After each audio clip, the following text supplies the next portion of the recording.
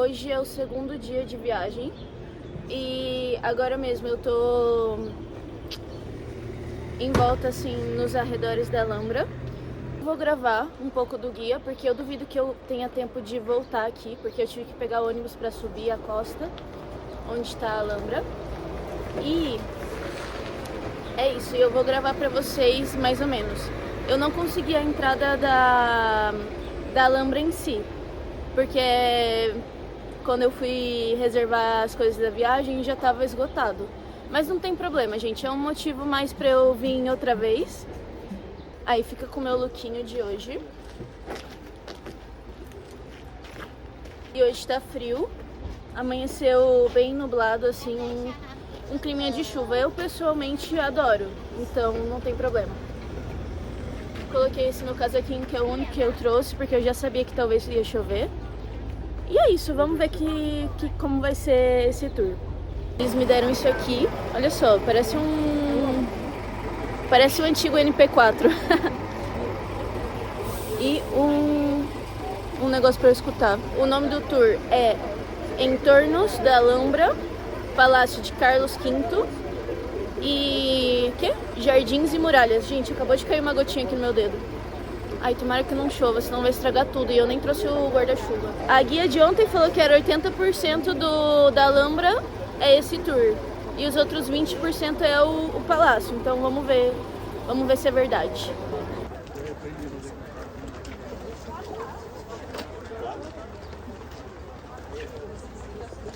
Todo mundo seguindo o Divo.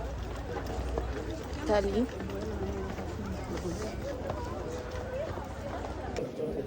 Gente, no final começou a chover mesmo. Ainda bem que eu tô com isso. Vamos tapar. Agora não tá chovendo tão forte, mas quando começou, eu me cobri com meu casaco mesmo. Ó, a gente já tá dentro.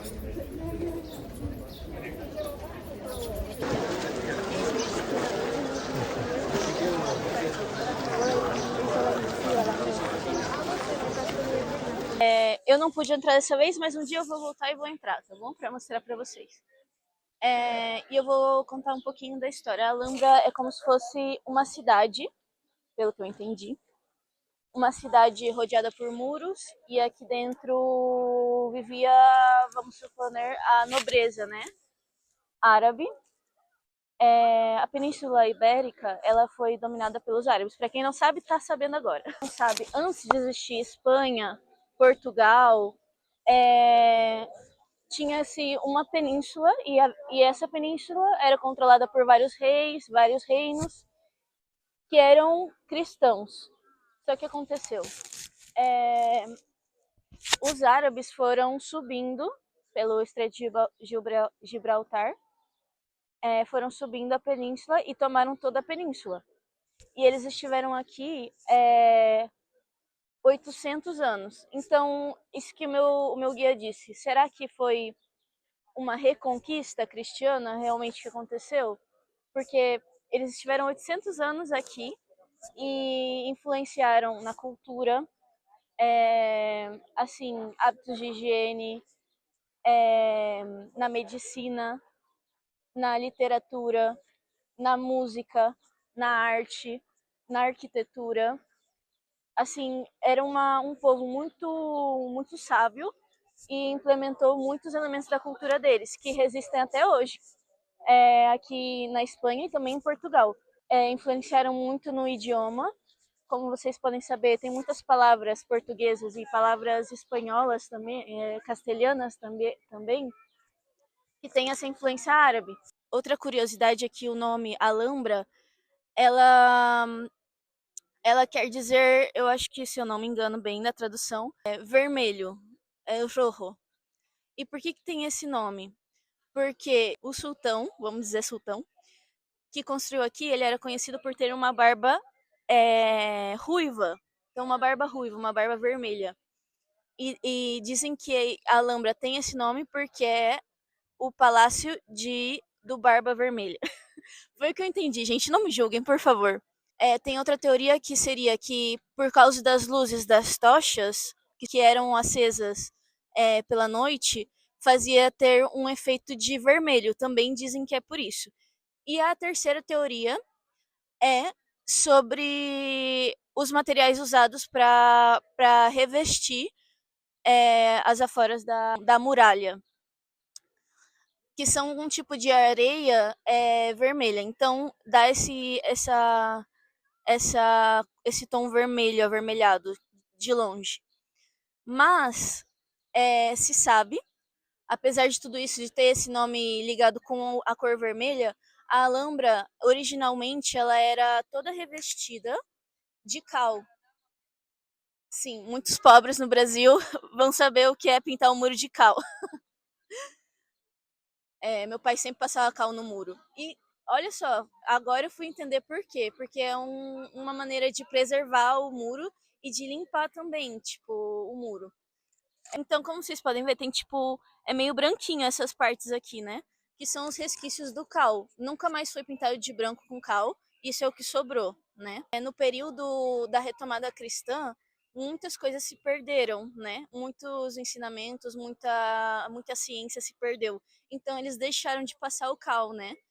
Mesmo utilizando esses edifícios, eles acabaram não cuidando tão bem, o que fez que se desgastasse muito a Alhambra. Então, tudo isso que vocês estão vendo, apesar de se chamar Fortaleza Vermelha e tal, ela era branquinha. O branco é uma coisa muito usado aqui na Andaluzia. É um elemento da arquitetura daqui, porque aqui faz um calor do inferno no verão, tá bom? Eu tive sorte de pegar um fresquinho até chuva, porque eu particularmente prefiro que faça frio. Se vocês verem as casas, são todas. Nossa, tá chovendo muito.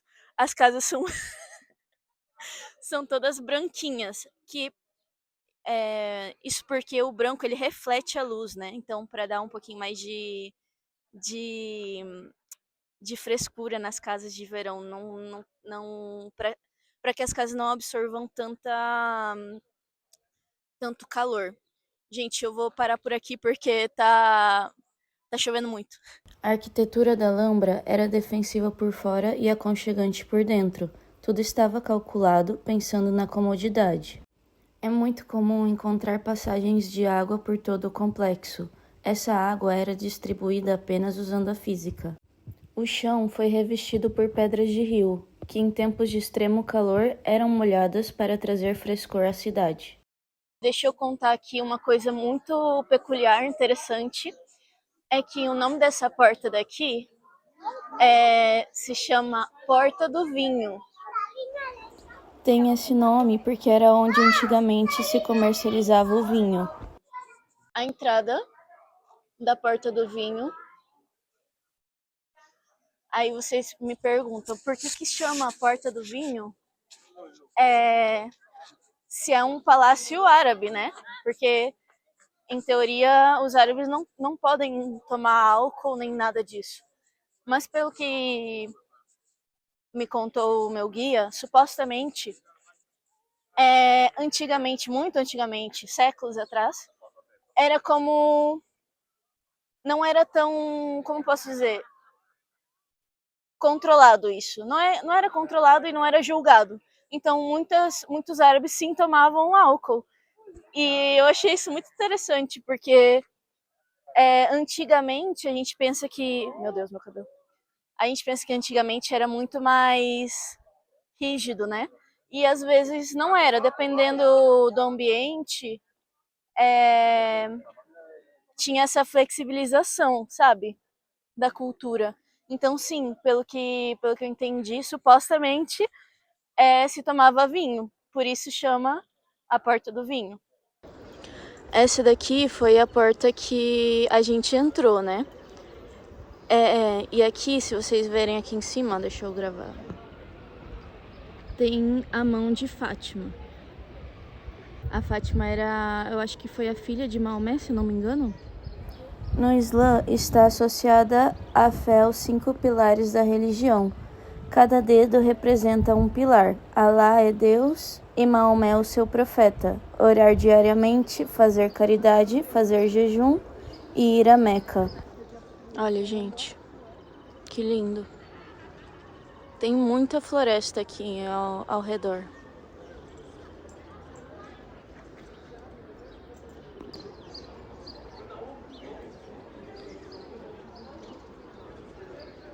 Agora a gente vai entrar num lugar onde a gente não entrou com um guia, mas ele aconselhou a vir aqui visitar Banho de la Mesquita. Então vamos ver como é por dentro. Nós vamos entrando.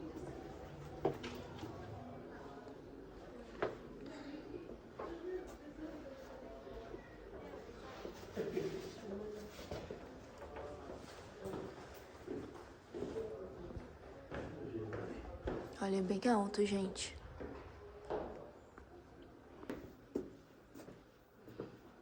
Olha só.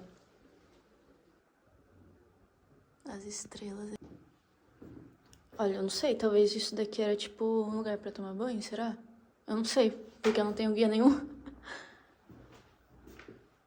Mas tudo cheio de estrelas.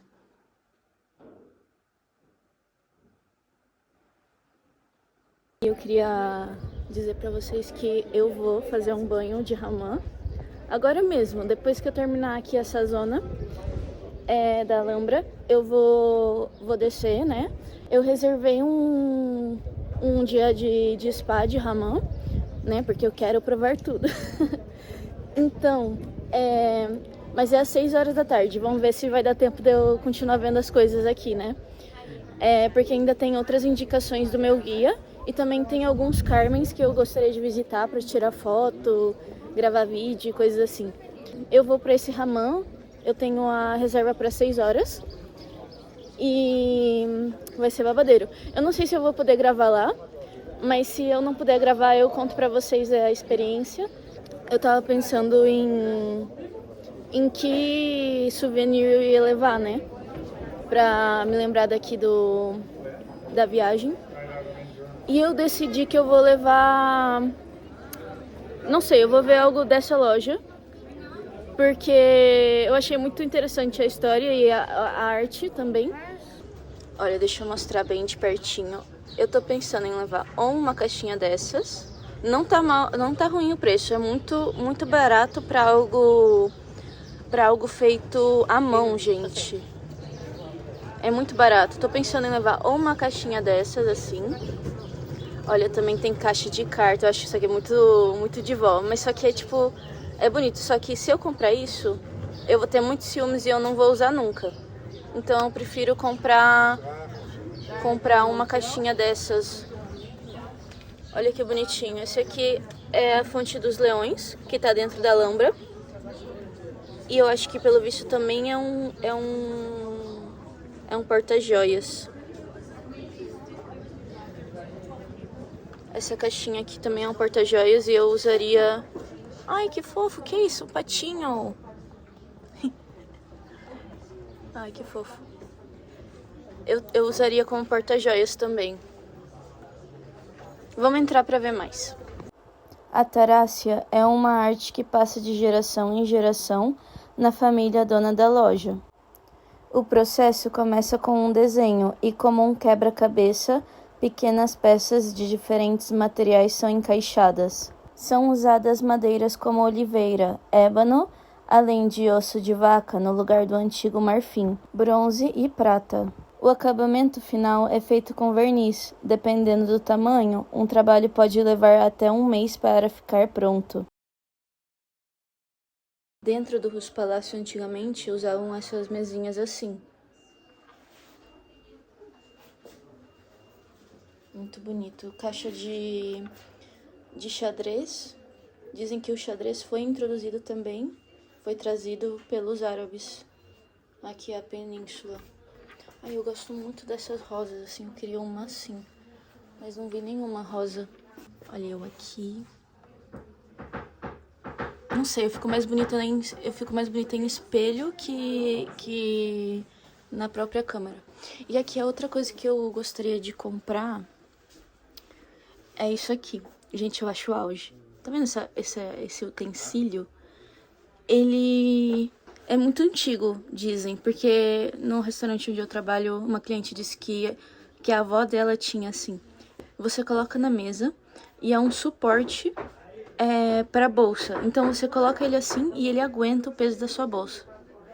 Eu fico chocada e tipo, eu acabei de ver ele aqui e eu tô muito interessada, eu vou perguntar o preço.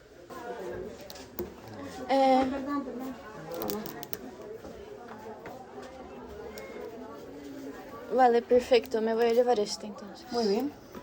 Gente, comprei, olha que bonitinho. No final não comprei a caixinha não, porque eu já tô ficando meio sem dinheiro. Então vou levar só essa lembrancinha, e é algo que eu acho auge. Depois eu mostro pra vocês como funciona. Me custou 9 euros. Eu queria levar a caixinha também, mas... Ai, gente, a próxima vez que eu vier, eu compro a caixinha, tá bom? Porque eu tô meio sem dinheiro. Eu vou explicar pra vocês mais ou menos o que eu entendi. Não confio muito em mim não, porque eu tenho memória muito ruim. Isso aqui que vocês estão vendo atrás de mim é o Palácio do Carlos V, né? Que foi um rei daqui da Espanha. Enfim, eu acabei de fazer o Free Tour e eu aprendi um monte de coisas novas, né, no meu Free Tour. E uma das coisas que eu aprendi foi que esse palácio foi construído é, aqui em Granada. Ele foi uma petição do Carlos V, mas que o Carlos V nunca viveu aqui. Tipo, é isso, só ostentação. Ah, vou fazer um palácio em Granada, porque eu gostei muito de Granada. Mas, no final, ele acabou nem vivendo aqui. Ele passou a lua de mel aqui com a mulher dele, depois de casado. E foi isso. Essa é a história. É um palácio conhecido por. É um palácio real conhecido por nunca ter abrigado nenhum rei. Então, por causa disso, o palácio ele acabou sendo um pouco abandonado, né? E pelo que eu entendi, a construção dele durou, tipo, séculos e foi acabar só no século XX. E ficou inacabada. Tem muitos elementos artísticos que nem sequer foram implementados aqui. E é muito interessante porque tem muitos elementos da cultura espanhola e muitos elementos da coroa também da Espanha. Assim, outra coisa que eu lembrei é que a estética dele é do renascentismo. Então são tipo muitas, como eu posso dizer, o renascentismo ele está inspirado muito na antiga Grécia e na antiga Roma. Então por isso tem esses elementos tipo colunas, muitas cenas também. E com as vistas desse palácio, vamos encerrando o vídeo. Espero que tenham gostado das curiosidades. Tchau, tchau!